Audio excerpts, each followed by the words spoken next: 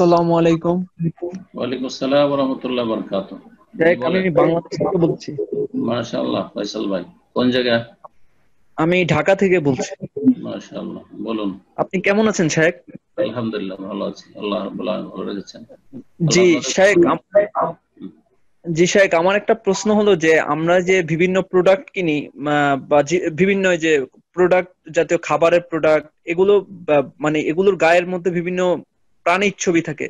একটা হাদিসে আছে যে রাসূল সাল্লাল্লাহু আলাইহি ওয়াসাল্লাম বলেছেন যে যেই ঘরে মানে ছবি থাকবে, প্রাণীর ছবি থাকবে এবং কুকুর থাকবে, সেই ঘরে রহমতের ফেরেশতা প্রবেশ করে না।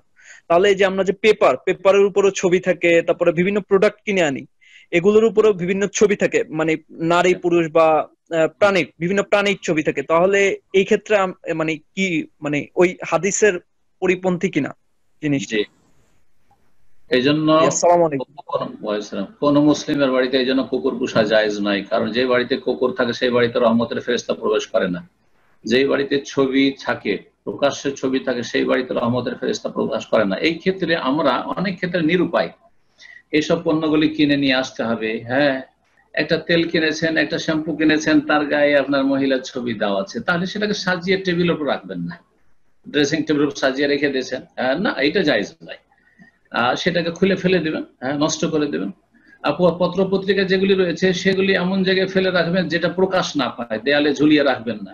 হারাম কোনটি? যে টেবিলে সাজিয়ে রেখেছে ছবি, স্বামী স্ত্রীর ছবি, স্মৃতি, বিয়ের দিনের, আর তারপর এই দিনের সেই দিনের, জন্মদিনের, ছেলে মেয়েদের বিদেশে আছে তাদের ছবি ঝুলিয়ে রেখেছে, তাদের ছবি সাজিয়ে রেখেছে, এগুলো হারাম এবং এগুলিতে রহমতের ফেরেশতা আসবে না। কিন্তু পত্রিকা যদি নিচে পড়ে থাকে, লুকানো থাকে, টেবিলের তলে আছে, আপনার খাটের তলায় আছে, সোফার তলায় আছে, কোনো অসুবিধা নেই ইনশাআল্লাহ।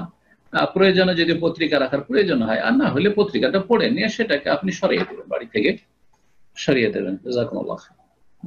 আসসালামু আলাইকুম ওয়া রাহমাতুল্লাহ। আসসালামু আলাইকুম ওয়া রাহমাতুল্লাহি ওয়া বারাকাতুহু। আব্দুল হান্নান থেকে নিউ ইয়র্ক। শেখ, কেমন আছেন আপনি? আলহামদুলিল্লাহ, আপনি তো এসেছিলেন তাই না? জি মাশাআল্লাহ। শেখ, আলহামদুলিল্লাহ। শেখ, আমার একটা প্রশ্ন, যে আমাদের দেশে বিশেষ করে আমাদের সমাজে বাবা মারা যে সন্তানরা একটু বেশি সংসারের জন্য শ্রম দেয় বা সংসারের জন্য বেশি এফোর্ট দেয়, দেখা যায় সম্পত্তির কিছু বেশি অংশ তাকে দিয়ে যায়। বা যে সন্তানটা একটু দুর্বল, মনে করে অন্যান্য ছেলেরা তো ভালো আছে, এই ছেলেটা আমার দুর্বল, এর কিছু বেশি সম্পত্তি দিয়ে যায়। তো এখন বাবা মা মারা যাওয়ার পরে ওই যে যে ভাইকে বা যে সন্তানকে বেশি সম্পত্তি দিয়ে গেল, তার কি কিছু করণীয় আছে, বা সে কি ওই জন্য কোনো দায়িত্ব নিবে বা গুনাহগার হবে? যদি সম্মতি থাকে তো কোনো অসুবিধা নেই। অন্য অন্য যারা হকদার রয়েছে, ওয়ারিসিন উত্তরাধিকারী, তাদের যদি সম্মতিতে হয় তো কোনো অসুবিধা নেই। একজন ভাই লেখাপড়া করতে পারেনি বা অসুস্থ, কাজকর্ম করতে পারে না, তাকে আমরা সবাই মিলে দিয়ে দিলাম, তোমাকে একটু বেশি দিলাম, বা আমার আব্বা বলে গেছে ওইটাই করলাম, কোনো অসুবিধা নেই। কিন্তু সবার সম্মতিতে হইতে হবে। একজন ভাই সংসারে বেশি খরচ করেছে, বরং অনেক সময় আমাদের দেশে তো উল্টো পাল্টা কাজ, পারিবারিক ক্ষেত্রে একটা ছেলে ইনকাম করে প্রবাসে থেকে সব বাবার নামে করেছে, মায়ের নামে করেছে, আর সারা জীবনটা ওই করতে করতে চলে গেছে।